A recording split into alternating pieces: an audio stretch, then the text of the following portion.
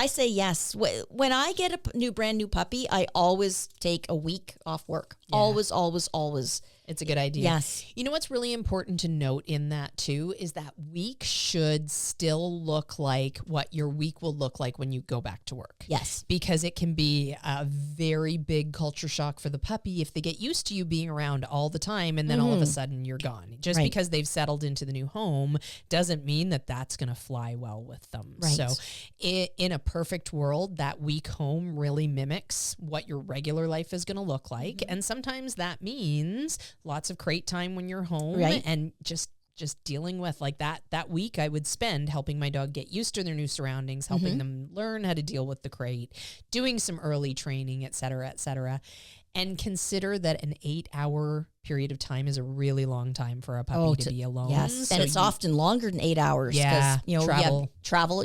Sometimes people tack on the lunch, and that's too long for a puppy. It is, for sure. So you might need some help in the interim, right?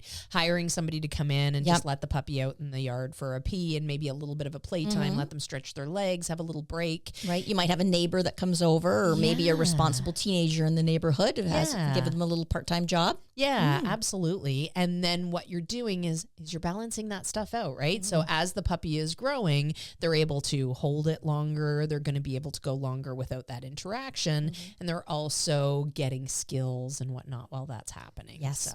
So yeah, if it's a Wednesday night and you both got to be at work Thursday morning, no, I would not, unless I could drop the puppy off at my parents' or a friend's or take the puppy to work. I wouldn't. No. And here's the thing. When you bring home that puppy, you want to minimize stress on the puppy, of course, but you also want to minimize stress on yourself.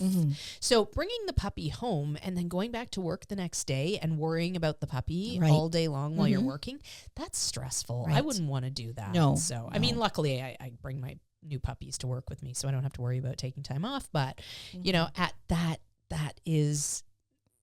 It's a stressful thing to have to think about leaving this new puppy home alone, and even, you know, anything in that situation is really stressful. So and the poor puppy too. He's gone from being with, 6 or 7 other puppies to now like absolutely nothing. Yeah, absolutely. In a strange place. Yeah, make it easier on both of you. Yes.